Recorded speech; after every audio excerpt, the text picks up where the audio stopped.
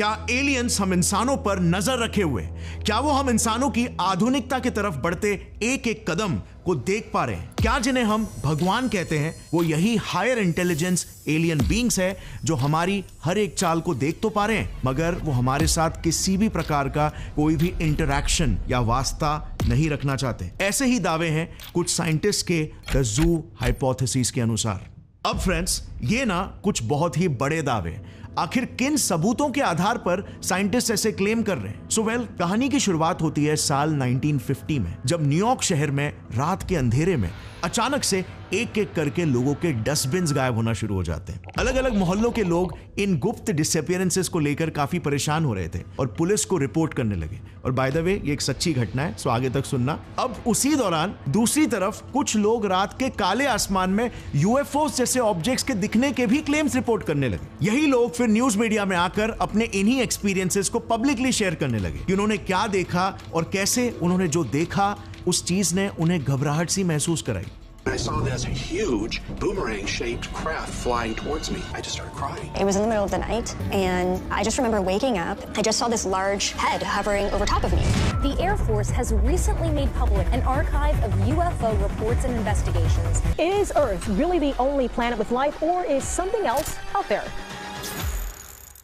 इससे लोगों ने इन दोनों भी घटनाओं को आपस में कनेक्ट कर लिया और कहानियां ऐसे बनने लग गई कि हो ना हो जरूर एलियंस ही इन्हीं डस्टबिन्स को गायब कर रहे हैं।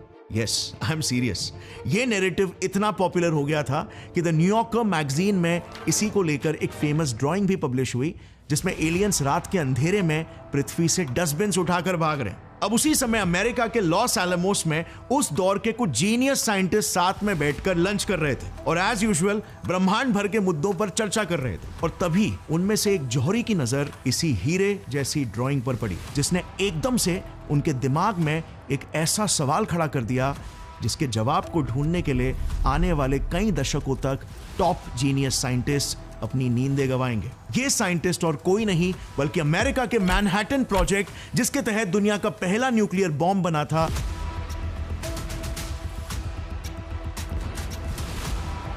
उसके चीफ आर्किटेक्ट और Nobel prize winner Enrico Fermi थे।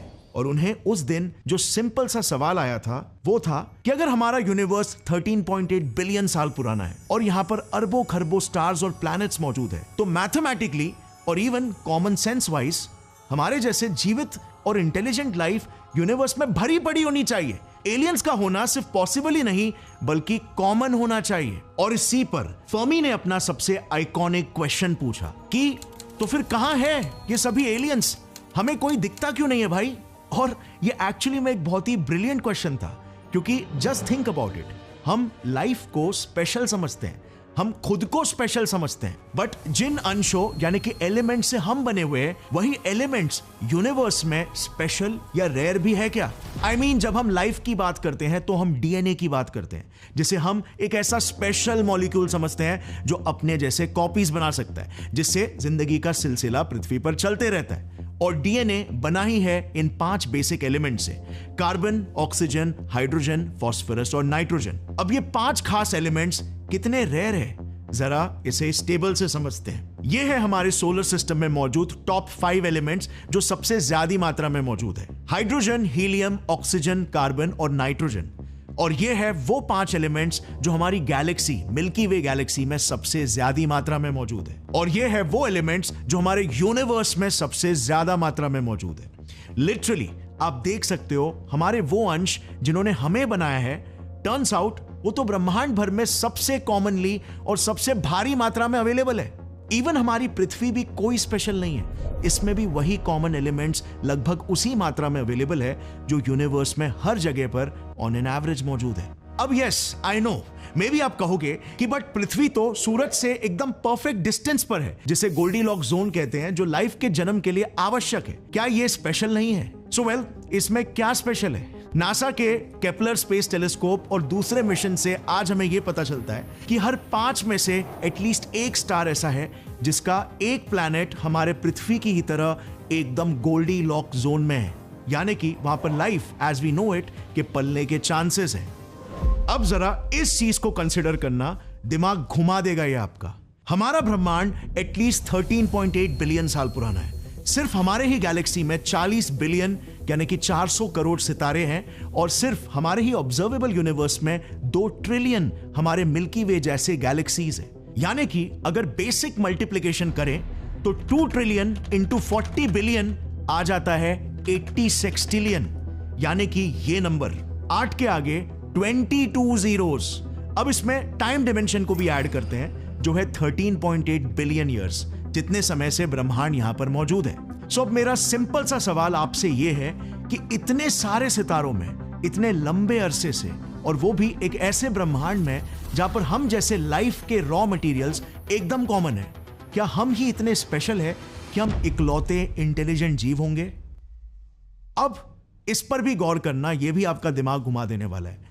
हमारी पृथ्वी ये बस सिर्फ 4.5 बिलियन साल ही पुरानी है। पृथ्वी पर नॉन लिविंग मटेरियल से पहला लिविंग सेल बना था 3.7 बिलियन साल पहले, जिस प्रक्रिया को हम एबायोजेनेसिस कहते हैं। 390 मिलियन सालों पहले ही पहला जीव पानी से निकलकर जमीन पर चलने लगा। डायनासोर्स जो हमें बहुत ही प्राचीन जीव लगते हैं, बट वो तो सिर्फ कुछ 250 मिलियन साल ही पुराने हैं और 65 मिलियन सालों पहले तो वो विलुप्त भी हो गए।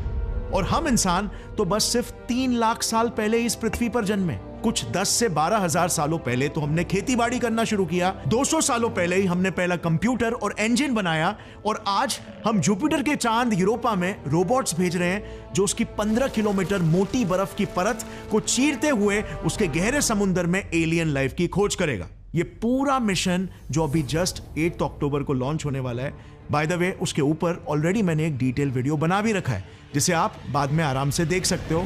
It is marvellous. But point यहां पर यह है कि इंटेलिजेंट लाइफ की इंटेलिजेंस का एडवांसमेंट एकदम एक्सपोनेंशियली होता है, कंपाउंड होते चला जाता है। पिछले 100 सालों में हमने वो एडवांसमेंट हासिल कर लिया है जो पिछले 1000 सालों में नहीं हुआ, और पिछले 200 सालों में हमने वो अचीव कर लिया है जो पिछले 5000 सालों में नहीं हो पाया। और हमें पृथ्वी पर जन्म लेकर बस सिर्फ 3.7 बिलियन साल ही हुए, क्योंकि पृथ्वी खुद ही 4.5 बिलियन साल पुरानी है, मगर ब्रह्मांड तो 13.8 बिलियन साल पुराना है ना। अच्छा, एक इंटरेस्टिंग पैराडॉक्स है, लेकिन उसमें जाने से पहले, भले ही आज हम पृथ्वी के सबसे इंटेलिजेंट जीव माने जाते हैं, लेकिन when it comes to our health we are extremely casual. मतलब ICMR रेकमेंड करता है कि हमें 1 ग्राम ऑफ प्रोटीन कंज्यूम करना चाहिए पर kilogram of our body weight. उसमें भी अगर आप रेगुलरली वर्कआउट करते हो मेरी तरह, तो आपको 1.8 ग्राम से 2 ग्राम्स ऑफ प्रोटीन पर kilogram of body weight consume करना चाहिए। लेकिन अगर आप इंडिया का एवरेज प्रोटीन कंजम्पशन देखोगे ना, तो it is extremely low. And हमारे डेली के डाइट में नेचुरल सोर्सेज से हमारे प्रोटीन गोल्स मीट करना पॉसिबल नहीं हो पाता है, और इसीलिए आप कुछ अच्छे प्रोटीन सप्लीमेंट्स ले सकते हो, जैसे muscle Blaze Biozyme whey protein के डेली के 1 से 2 स्कूप्स, जो आपको आपका प्रोटीन मार्क रीच करने में हेल्प करेगा। ये एशिया का इकलौता ऐसा ब्रांड है जो इंटरनेशनली रेगुलरली टेस्ट करवाया जाता है। ये कई इंटरनेशनल इंडिपेंडेंट लैब्स जिसके US के इन्फॉर्म्ड प्रोटीन द्वारा भी सर्टिफाइड है। मसल ब्लेज वे एक काउ बेस्ड वे प्रोटीन पाउडर है जो कई वेरिएंट्स में अवेलेबल है, जैसे बायोजाइम परफॉर्मेंस वे, बायोजाइम ISO 0 और बायोजाइम वे PR, जिसके लिए वे प्रोटीन पाउडर को USA एंड वेस्टर्न यूरोप से इंपोर्ट करवाया जाता है। इसके सिर्फ एक स्कूप में आपको 25 से 27 ग्राम का प्रोटीन मिल जाएगा with complete amino acid profile. मतलब इसमें वो सारे एसेंशियल अमीनो एसिड्स मौजूद है जो हमारे बॉडी के लिए जरूरी है। प्लस ये आपको हेल्प करता है 50% हायर प्रोटीन एब्जॉर्प्शन में than any other regular protein. आप नीचे डिस्क्रिप्शन में दिए गए लिंक से इस प्रोडक्ट को चेकआउट कर सकते हो, और अगर मेरा कूपन कोड GSFMB यूज करोगे तो आपको एक्सक्लूसिव डिस्काउंट्स मिलेंगे। अब वापस से लौट आते हैं हमारे मेन टॉपिक पर। हम डिस्कस कर रहे थे कि हमें पृथ्वी पर जन्म लेकर बस सिर्फ 3.7 बिलियन साल ही हुए हैं, क्योंकि पृथ्वी खुद ही 4.5 बिलियन साल पुरानी है, मगर ब्रह्मांड तो 13.7 बिलियन साल पुराना है ना। अब मान लो जहां पर हर 5 में से 1 प्लैनेट गोल्डीलॉक जोन में है, लाइफ के जो इंग्रेडिएंट्स है वो सुपर कॉमन है, और अरबों खरबों प्लैनेट्स और स्टार्स ब्रह्मांड में मौजूद है, तो ऐसे में अगर किसी पृथ्वी जैसे ही ग्रह पर लाइफ हमसे थोड़ी ही और पुरानी हुई तो मान लो वो बस ज्यादा नहीं, बस 300 मिलियन साल ही पुरानी हुई तो पृथ्वी पर लगभग 300 मिलियन सालों में पानी से पहला जीव निकलकर हम जैसा सुपर इंटेलिजेंट जीव बन गया। हम जैसा सुपर इंटेलिजेंट जीव सिर्फ 200 सालों में टेक्नोलॉजी एडवांसमेंट में कहां से कहां पहुंच गया। हम 300 मिलियन सालों बाद कहां पर होंगे जस्ट इमेजिन। और जहां हम होंगे, क्यों यह नहीं हो सकता कि कोई और जीव इस अनगिनत और असीमित संभावना से भरे ब्रह्मांड में ऑलरेडी उस लेवल पर पहुंच चुका है। वो हमसे 300 मिलियन साल तो क्या, शायद 3 बिलियन साल भी एडवांस हो सकता है। हम कल्पना भी नहीं कर सकते वो जीव कैसा होगा। हमारी बुद्धि और उनकी बुद्धि में, एक मकड़ी और इंसान की बुद्धि में जितना अंतर होता है ना, उससे भी 1000 गुना ज्यादा अंतर होगा। तो ऐसे इतने प्रभावशाली एलियंस का अस्तित्व हमें इस ब्रह्मांड में क्यों दिखाई नहीं देता? एनरिको फर्मी के इसी सवाल की गंभीरता को जैसे ही साइंटिस्ट ने गहराई और खुले दिमाग से समझा, सभी साइंटिस्ट इस सवाल के जवाब खोजने में लग गए और इस फेमस प्रश्न को फिर कहा जाने लगा द फर्मी पैराडॉक्स। अब फर्मी पैराडॉक्स कॉन्सेप्ट के जन्म के बाद ही मानो पूरी साइंटिफिक कम्युनिटी 2 भागों में बट गई। एक तरफ ऐसे साइंटिस्टों का एक गुट बन गया जो ये सोचने लगा कि क्या फर्मी की ये सोच जायज भी है, क्या वो वाकई में सही भी है कि एलियंस की मौजूदगी के सबूत हमें मिल ही नहीं रहे इस अनंत ब्रह्मांड में। ऐसा भी तो हो सकता है ना कि हमने तो साला ठीक से ढूंढने की कोशिश भी नहीं की है। अब इस सोच को रखने वाले साइंटिस्टों के गुट को हम सोच नंबर 1 कहेंगे, जो कोशिश करके इंटेलिजेंट एलियंस के सबूत को ढूंढना चाहते थे किसी भी हालत में। अब ग्रुप नंबर 2, दूसरे गुट में वो साइंटिस्ट थे जो ये मान चुके थे कि हमें इंटेलिजेंट एलियंस के सबूत ना अब तक मिले हैं और ना ही आगे कभी भविष्य में मिलने भी वाले हैं, और वो इसको जस्टिफाई करने के लिए एक्सप्लेनेशंस ढूंढने लगे कि क्या मजबूरी हो सकती है इन एलियंस की। अब इस सोच को रखने वाले साइंटिस्ट के ग्रुप को हम सोच नंबर 2 कहेंगे। अब वीडियो को जरा पॉज करना, आपकी सोच कौन से ग्रुप के साइंटिस्ट के साथ मैच करती है नीचे कमेंट्स में लिखना, क्योंकि वीडियो में आगे आपकी सोच का आगे चल के क्या भविष्य रहा यह आपको पता चलेगा। सो कमेंट डाउन बिलो, आप किस सोच से एग्री करते हो, सोच नंबर 1 या सोच नंबर 2। सो अब चलो पहले समझ लेते हैं कि सोच नंबर 1 के साइंटिस्ट का क्या भविष्य रहा, उन्होंने क्या गुल खिलाए। सो सोच नंबर 1 वाले साइंटिस्ट फर्मी के बयानों से कन्विंस नहीं थे। उन्हें ऐसा था कि एलियंस का सबूत हमें मिल सकता है अगर हम और जान लगाकर ढूंढने की कोशिश करें तो, और इसीलिए ये साइंटिस्ट अब इस एलियंस के इशू को और सीरियसली लेने लगे। उसी गुट में एक लीडिंग नाम थे अमेरिकन एस्ट्रोनॉमर फ्रैंक ड्रेक, जिन्होंने इतिहास में पहली बार बड़े लेवल का एक एलियन सर्च ऑपरेशन इनिशिएट किया। 1950s की यह बात है। उस समय में यूएस का ग्रीन बैंक टेलीस्कोप दुनिया का पहला रेडियो एस्ट्रोनॉमी टेलीस्कोप था।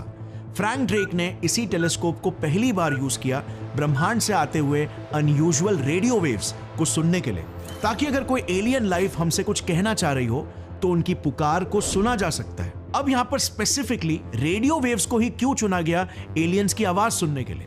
वेल, क्योंकि वो आसानी से मिलियंस ऑफ लाइट ईयर्स तक ट्रैवल कर सकते हैं और अर्थ के एटमॉस्फेयर को भी बाईपास करके हम तक पहुंच सकते हैं। इवन हम इंसान जो कि इंटेलिजेंट लाइफ है, हम भी ब्रॉडकास्ट के जरिए स्पेस में 100 सालों से रेडियो वेव्स भेजते आ रहे हैं, जो आज के तारीख में एटलीस्ट 1000 सितारों तक पहुंच भी चुके हैं। Yes, if you didn't know, हमारे मौजूदगी के सिग्नल्स अब तक स्टार्स जिसकी Vega, Aldebaran, Barnard star, Sirius, Proxima Centauri etcetera तक ऑलरेडी पहुंच भी चुके हैं। और अगर इंटेलिजेंट एलियन लाइफ उनके अराउंड किसी प्लैनेट में मौजूद है तो उन तक हमारे मौजूदगी का मैसेज ऑलरेडी पहुंच भी चुका होगा, और इसीलिए रेडियो टेलीस्कोप्स को चुना गया।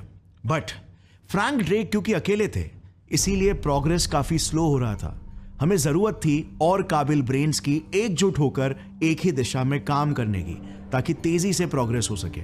और इसीलिए फिर फ्रैंक ड्रेक के इनिशिएटिव से उस समय के टॉप साइंटिस्ट की एक मीटिंग बुलाई गई, जिसका नाम था द ग्रीन बैंक मीटिंग, जिसमें उस वक्त के कई आइकॉनिक नाम शामिल थे, जैसे Carl Sagan, Nobel laureate Melvin Calvin, MIT के फिलिप मॉरिसन, जो कि 1944 के मैनहट्टन प्रोजेक्ट का एक हिस्सा थे। और इसी मीटिंग में जन्म हुआ एक ऐसे इनिशिएटिव का जो कि दुनिया भर के सभी एलियन मिशंस की रीढ़ की हड्डी बनेगी। अंतरिक्ष में हम पृथ्वी वासियों का कान बनेगी।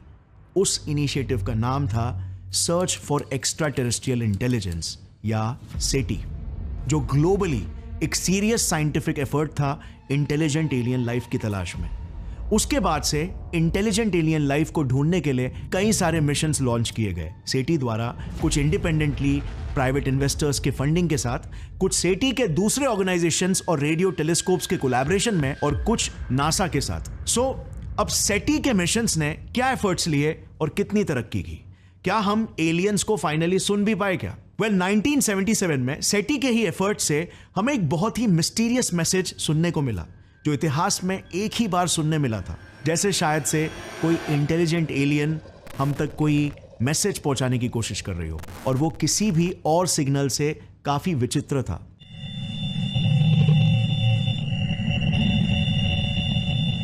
इस सिग्नल को उस समय द वाओ सिग्नल नाम दिया गया। अब मैंने एक डिटेल्ड वीडियो इस पर ऑलरेडी बना रखा है, जो आप बाद में देख सकते हो ऊपर आई बटन पर क्लिक करके। ऐसे ही एक और एक प्रोजेक्ट था, प्रोजेक्ट फीनिक्स करके, जो 1995 से 2004 तक चला, जिसमें हमारे नजदीक के 800 सितारों पर घात लगाया गया और उनसे रेडियो कम्युनिकेशन एस्टैब्लिश करने की कोशिश की गई, बट हमें कोई भी पॉजिटिव रिस्पॉन्स अनफॉर्चुनेटली नहीं मिला। 2014 में अब तक का सबसे बड़ा alien search Hunt project launch किया गया सेटी द्वारा, जिसका नाम था ब्रेक थ्रू लिसन प्रोजेक्ट, जो कि प्राइवेटली फंडेड है। लगभग 1000 करोड़ की फंडिंग इस प्रोजेक्ट को है। 10 सालों तक ये भी प्रोजेक्ट चला और अभी बस खत्म ही होने वाला है। अब तक हमें क्या रिजल्ट्स मिले, इस प्रोजेक्ट को कैसे एग्जीक्यूट किया गया, इसके पीछे साइंस और टेक क्या था, इसे भी मैंने डिटेल में अपने इस वीडियो में ऑलरेडी कवर किया है, जिसे भी आप बाद में आई बटन दबाकर देख सकते हो। काफी इंटरेस्टिंग प्रोजेक्ट था, बट रिजल्ट्स अब तक पूरी तरीके से नहीं आए हैं। कुछ गुड न्यूज है तो कुछ बैड न्यूज भी है, सो वेट करना पड़ेगा।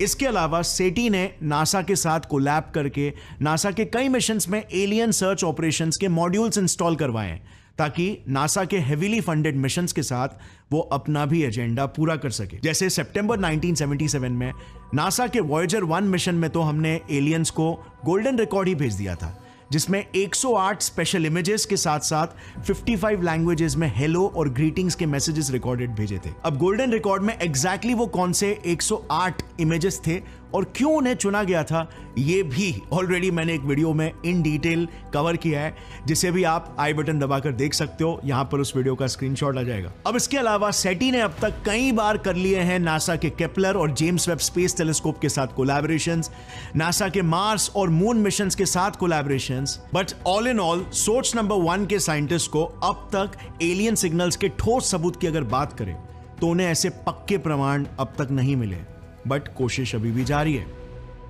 अब कहानी में जरा फोकस करते हैं दूसरे साइंटिस्ट के गुट पर। सोच नंबर 2 वाले साइंटिस्ट, जो ये मान चुके थे कि एलियन की मौजूदगी के प्रूफ्स ना हमें कभी मिले हैं और ना ही भविष्य में हमें कभी मिलेंगे। सो इन्होंने क्या गुल खिलाए? वेल, जैसे आप जानते हो, साइंस में कोई भी आर्ग्यूमेंट आगे देने से पहले आपके पास कुछ ना कुछ ठोस लॉजिक, सबूत या जस्टिफिकेशन होना चाहिए। सो इस गुट के पास क्या लॉजिक और आर्ग्यूमेंट्स थे अपने बयानों को जस्टिफाई करने के लिए? वेल, बहुत सारे और बहुत ही क्रिएटिव और बहुत ही माइंड ब्लोइंग। इन्हें हम एक एक करके डिस्कस करेंगे कि क्या रीजन हो सकते हैं कि इंटेलिजेंट लाइफ हम इंसानों से संपर्क नहीं बनाना चाहती, या फिर हमसे संपर्क बना ही नहीं पा रही। उनकी ऐसी क्या मजबूरी हो सकती है? सो 1973 में एक बहुत ही इंटरेस्टिंग पेपर पब्लिश होता है हार्वर्ड के एस्ट्रोफिजिसिस्ट जॉन बॉल द्वारा, जो कि एक बहुत ही क्रिएटिव आर्ग्यूमेंट सामने रखते हैं। जॉन बॉल ये कहते हैं कि एक परफेक्ट जू यानी कि चिड़ियाघर वो होता है जहां पर अंदर बसे जानवरों को उनके मालिक का कोई आइडिया नहीं होता। अब ये जू चाहे छोटा हो या फिर एक wild life reserve, national park या सैंक्चुरी जितना बड़ा हो, बट उसके अंदर जो भी जीव है उसे वो जीव अपनी ही दुनिया समझते हैं और बाहर की दुनिया से कट ऑफ रहते हैं। और उस जू को बनाने के पीछे बनाने वालों का कुछ मकसद होता है, जानवरों के नेचुरल बिहेवियर और उनके एवोल्यूशन को स्टडी करना। क्या ऐसा ही कुछ हमसे ज्यादा इंटेलिजेंट एलियंस हमारे साथ तो नहीं कर रहे? इसी आइडिया को नाम दिया गया द जू हाइपोथेसिस, जिसे जॉन बॉल ने फिर आगे जाकर और मॉडिफाई किया और इसे सिर्फ जू तक ही सीमित नहीं रखा, बल्कि दावा किया कि हमारी पृथ्वी शायद और कुछ नहीं बल्कि एक लेबोरेटरी है और हम लैब के चूहे की तरह है जिन पर एक्सपेरिमेंट किया जा रहा है। एक इंटेलिजेंट सिविलाइजेशन इवॉल्व कैसे होती है, वो एक्सपेरिमेंट, और क्या इंटेलिजेंट लाइफ के इस एवोल्यूशन को किसी तरह सही समय आने पर मैनिपुलेट किया जा सकता है? क्या इन्हें एक्सेलरेट किया जा सकता है ताकि आगे चलकर इनके साथ कांटेक्ट भी एस्टैब्लिश कर सके? जू हाइपोथेसिस के इस वेरिएशन का नाम पड़ा द लेबोरेटरी हाइपोथेसिस। अच्छा, अब एक इंटरेस्टिंग चीज ये है कि अगर आप धार्मिक किताबों में भी देखोगे ना, तो कई धर्मों की किताबों में, जैसे कि भगवत गीता, बाइबल और कुरान, इन सभी में भी इसी ओर इशारा किया गया है कि हमसे कोई और पावरफुल बीइंग, जिन्हें हम भगवान, गॉड या अल्लाह कहते हैं, वो हम पर नजर रखे हुए हैं। उन्होंने हमें इस पृथ्वी पर भेजा है हमें टेस्ट करने के लिए, और सबका हिसाब अंत में होने वाला है। कहीं जिन्हें हम भगवान कहते हैं वो यही एडवांस्ड एलियंस तो नहीं है जो हमारी दुनिया पर नजर रखे हुए हैं पर हमसे इंटरैक्ट नहीं करना चाहते। अब सिमुलेशन हाइपोथेसिस भी एक ऐसा ही आइडिया है जो ये दावा करता है कि ब्रह्मांड और सब कुछ और कुछ नहीं बल्कि एक कंप्यूटर सिमुलेशन है। जैसे एक गेम में क्रिएटेड आर्टिफिशियल दुनिया होती है ना, और इस सिमुलेशन को किसी एडवांस हाइपर कंप्यूटर में हमसे कोई एडवांस जीव चला रहा है, या तो एंटरटेनमेंट के लिए या फिर एक्सपेरिमेंट के लिए। अब सिमुलेशन हाइपोथेसिस के भी बहुत सारे माइंड ब्लोइंग डिस्कवरीज और कनेक्शंस है, जिसे भी मैंने पास्ट में अपने एक वीडियो में डिटेल में एक्सप्लेन किया है। यहां पे उस वीडियो का स्क्रीनशॉट आपको दिख जाएगा, जिसे आप आई बटन दबा के बाद में देख सकते हो। बट या इनमें से कोई आइडिया वास्तव में सच हो सकता है, भगवान के होने का या फिर जस्ट एडवांस एलियंस के होने का, बट क्योंकि हमारे पास इनके जस्टिफिकेशन में अब तक कोई ठोस सबूत नहीं है, इसीलिए इन्हें अब तक हाइपोथेसिस ही कहा गया है, थियरी नहीं। हाइपोथेसिस और थियरी में क्या अंतर है आप सिंपल शब्दों में यहां पर देख सकते हो। साइंस के लैंग्वेज में थियरी एक बहुत बड़ा शब्द होता है। It's almost equivalent to being a fact, क्योंकि उसका एक प्रॉपर एविडेंसेस और एक्सप्लेनेशंस का एक लॉजिकल फ्रेमवर्क हमारे पास होता है जो प्रेडिक्शंस करने के भी काबिल होता है, जैसे एवोल्यूशन थियरी हो गई, थियरी ऑफ रिलेटिविटी हो गई, एटसेट्रा। बट हाइपोथेसिस एक लॉजिकल एजुकेटेड आइडिया जरूर होता है जिस पर मगर और काम करना बाकी है। अब तक जू हाइपोथेसिस और लेबोरेटरी हाइपोथेसिस के केस में हमारे पास क्या सबूत है कि कोई आधुनिक सभ्यता हम पर नजरें गड़ाई हुई है? वेल, अगर कोई एडवांस्ड एलियन सभ्यता है जो ब्रह्मांड में राज करती है, तो हमें उनके कुछ एलियन मेड स्ट्रक्चर्स या टेक्नोलॉजी के सबूत दिखने चाहिए, राइट? जैसे डायसन स्फीयर्स, स्कैडाव थ्रस्टर्स या कुछ और दिखने चाहिए, या इवन कुछ टेक्नो सिग्नेचर्स हो गए जैसे उनके कम्युनिकेशन एक्सचेंजेस वगैरह। बट ऐसा कुछ भी हमें अब तक नहीं दिखा है। अब डेफिनेटली अगर वो सिविलाइजेशन हमसे लेट्स से 100 मिलियन साल भी ज्यादा एडवांस है और वो अपने आप को छुपाए रखना चाहती है, तो डेफिनेटली अपने मौजूदगी को हम जैसे पिद्दी जीवों से छुपाना उसके लिए तो बाएं हाथ का खेल होगा। और यहीं पर कुछ साइंटिस्ट ऐसा मानते हैं कि यार, अगर लाइफ जिसे हम ब्रह्मांड भर में डेस्परेटली ढूंढने की कोशिश कर रहे हैं, क्या अगर वो लाइफ ही बाय नेचर एक्सपायरी डेट के साथ ही जन्म लेती है? तो मतलब लाइफ के जन्म ले पाने की ही प्रोसेस से लेकर उसके इंटेलिजेंट बनने और अंत में उसके ब्रह्मांड पर राज कर पाने वाले सभ्यता बनने तक इतने फिल्टर्स आते हैं कि किसी भी प्रकार के लाइफ के लिए उन्हें पार कर पाना इम्पॉसिबल हो जाता है। जैसे फॉर एग्जाम्पल हमारे डायनासोर्स, उनका बड़ा साइज डेफिनेटली उनके सर्वाइवल के लिए एक बड़ा एडवांटेज था, बट यही बड़ा एडवांटेज उनके मौत का बड़ा कारण भी बना, क्योंकि जब चिक्सुलव एस्टेरॉयड पृथ्वी से टकराया तो उसके इंपैक्ट और आफ्टर इफेक्ट से वही जीव सबसे पहले मारे गए जो साइज में बड़े थे। तो उस एस्टेरॉयड स्ट्राइक ने एक फिल्टर की तरह काम किया, जिसने एक ही झटके में सभी ओवरसाइज जानवरों को धरती पर से वाइप आउट कर दिया, फिल्टर आउट कर दिया। अब जरा थोड़ा सोचना, हम इंसानों की वो कौन सी विशेषता है जिसने अब तक हमें सरवाइव करने में सबसे ज्यादा मदद किया है? वेल, हमारा दिमाग, राइट? हमारी इंटेलिजेंस। सो व्हाट इफ हम जैसे इंटेलिजेंट स्पीशीज का यही इंटेलिजेंस का एट्रीब्यूट ही हमारे मौत का कारण बन जाता है? अच्छा, ये बात पर फिर से गौर करना, जैसे कि हमने कहा कि यूनिवर्स 13.8 बिलियन ईयर्स पुराना है। अर्थ की शुरुआत हुई थी 4.5 बिलियन ईयर्स पहले। वो उचित परिस्थितियों का होना कि अर्थ जैसा एक ग्रह जन्म ले सके, ये तो बस फिल्टर नंबर 1 था।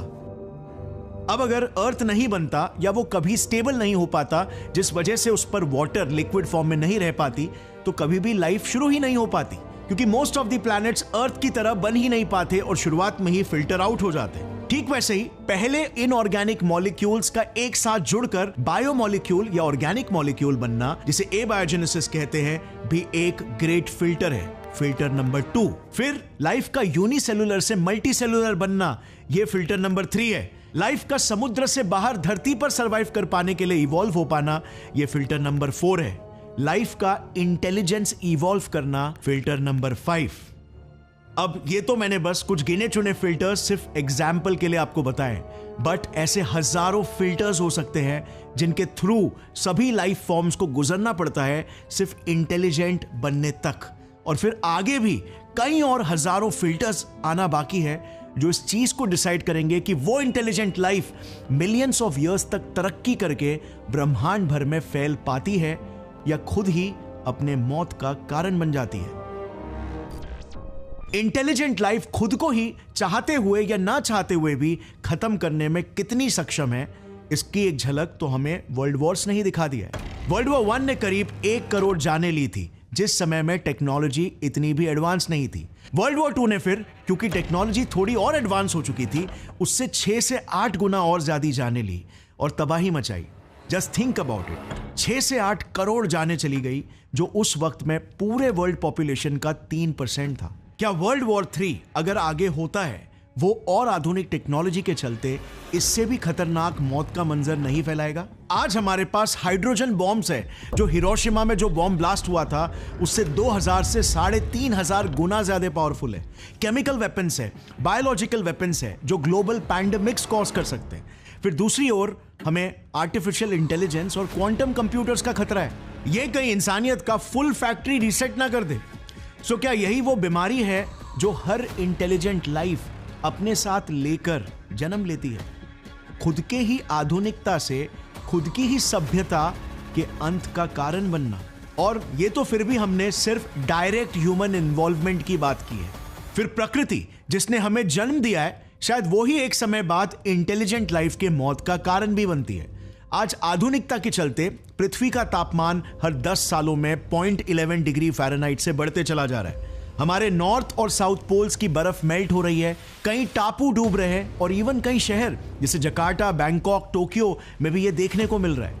मौसम में फ्लक्चुएशंस पड़ रहे हैं, जिस वजह से कहीं पे बेमौसम बरसात हो रही है, तो कहीं पे बाढ़ आ रही है, तो कहीं पे सूखा पड़ रहा है। क्या प्रकृति का क्रोध ही इंटेलिजेंट लाइफ के लिए एक बड़ा ग्रेट फिल्टर हो सकता है? फिर भूकंप, सुनामीज और वोल्केनो बर्स्ट का खतरा, एस्ट्रॉइड स्ट्राइक या गैमा रे बर्स्ट का खतरा। बस एक गैमा रे बर्स्ट पृथ्वी पर अगर गलती से भी पड़ गया ना, तो पृथ्वी पूरी तरीके से राख हो जाएगी। क्या ये सब आगे आने वाले हजारों ग्रेट फिल्टर्स में से कुछ ग्रेट फिल्टर्स हैं, जिनका सामना एक इंटेलिजेंट सभ्यता को करना ही पड़ता है? और शायद वो इन सभी फिल्टर्स में से हर बार किसी ना किसी फिल्टर में फिल्टर आउट हो ही जाते हैं और खत्म हो जाते हैं। और अगर ये सच है, तो क्या कोई ग्रेट फिल्टर हमारी सभ्यता के भी आगे खड़ा है, जो हम इंसानों के एडवांस सिविलाइजेशन बनने के अरमानों पर हमेशा के लिए फुल स्टॉप लगा देगा? Well, on that note friends, आप कौन से ग्रुप के साइंटिस्ट की सोच से सहमत हो?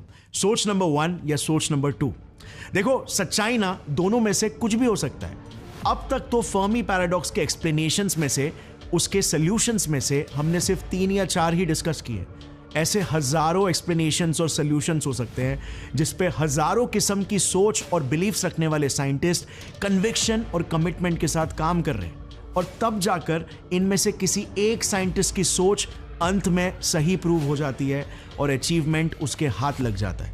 पर यू नो व्हाट, अंत में क्या इस पूरे डिस्कवरी या इन्वेंशन का श्रेय उस अकेले इंसान को जाना चाहिए जिसका आइडिया शुरू से ही सही था? वेल, उसका आइडिया सही हो पाया क्योंकि हजारों साइंटिस्टों का आइडिया गलत प्रूव हो पाया। उन गलत प्रूव्ड आइडियाज के लाशों के ढेर के ऊपर एक सही आइडिया अपनी सफलता का झंडा लहराता है। और इसीलिए साइंस में गलत साबित होना या फेल होना भी उतना ही महत्व रखता है जितना सही साबित होना रखता है। बस शर्त यह है कि आप जेन्युइनली दिल से सच्चाई जानने के लिए क्यूरियस हो। Thanks for watching. जय हिंद, जय विज्ञान।